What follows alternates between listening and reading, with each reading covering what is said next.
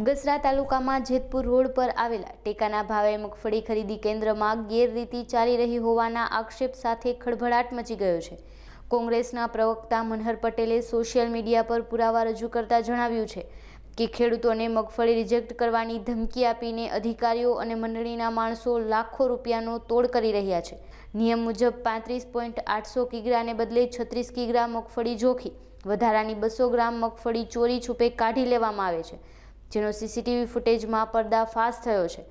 કૌભાંડમાં ગુજકો માસોલના અધિકારીઓ અને સ્થાનિક નેતાઓની મિલીભગત હોવાની શંકા સેવાઈ રહી છે।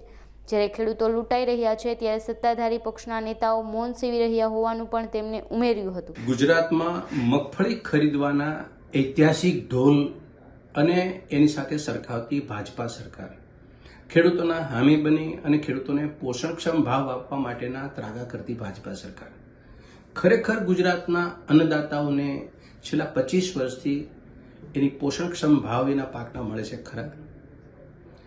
ભાજપા સરકાર જ્યારે ને ત્યારે કોંગ્રેસ પક્ષને એક ટાર્ગેટ બનાવે છે કે કોંગ્રેસ સરકારના કાર્યોમાં રોડા નાખે છે, દૂધમાંથી ફોરા કાઢે છે, સકારાત્મક સૂચન નથી કરતી।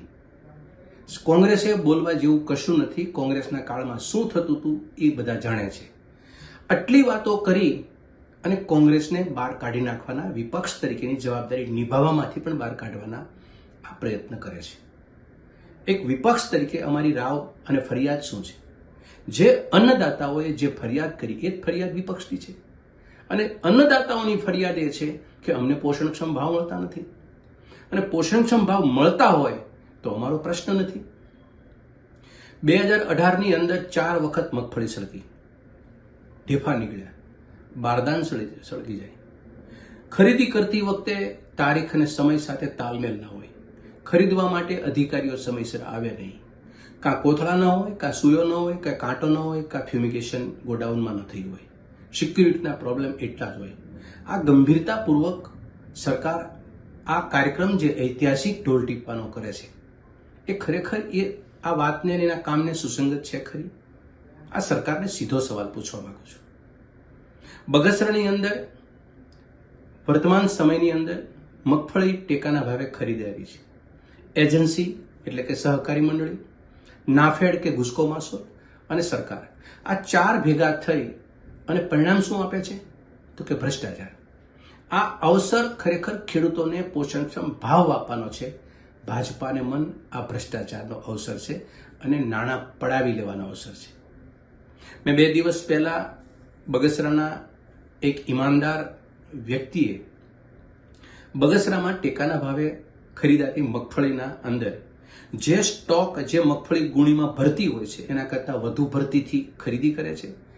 એ ખરીદી કરેલી મગફળી ખાલી કરતા કરતા એક ભાઈ જોવા મળે છે રાત્રે, એ બારી હગે વગે કરવાના ટેમ્પા અંદર આવે છે। પાક આ વખતે આપતકાલીન પરિસ્થિતિની અંદર જે રીતે ડેમેજ થયો છે, મગફળી નબળી પડી છે ગુણવત્તાની દૃષ્ટિએ, તો એક સરકાર મોટું મન રાખે અને સરકાર એને પોષણક્ષમ ભાવ આપે। આ નાટક અને ત્રાગાને લઈ ખરીદનાર એજન્સી ખેડૂતની મગફળી સારી નથી અને ગુણવત્તા બરાબર નથી એના ઓઠા નીચે 5000 રૂપિયા એક ખેડૂતના એ એજન્સીવાળા લે છે। જો 5000 રૂપિયા આપે તો મગફળીની બહુ રૂડી રૂપાળી, 5000 રૂપિયા ન આપે તો એની ગુણવત્તા સારી નહીં। આવા અનેક પ્રશ્નથી અન્નદાતાઓ પરેશાન છે, કોઈ હાથ ઝાલે નથી। આવા સમયે એક વિપક્ષના એક નાગરિક તરીકે, એક વ્યક્તિ તરીકે, એક નેતા તરીકે સરકાર સુધી અમે વાત પહોંચાડીએ છીએ કે આંતળી કકળે છે અન્નદાતાઓની। એ અન્નદાતાઓને તમે જે કંઈ માંગ છે, એની જે પરેશાની છે એ ફૂલફિલ કરી અને ખેડૂતોના મોઢા ઉપર સ્મિત આવે એવો ઐતિહાસિક ઢોલ પૂટવાનું કામ કરો, નહીં કે ઐતિહાસિક ઢોલ ઢોલતો રહે। ભ્રષ્ટાચારીઓ ચાહે ગ્રોફેડ નાફેડના હોય કે ચાહે સહકારી મંડળીના હોય કે ચાહે ગુજકો માસોલના હોય, એના ખીચા ભરતા રહે।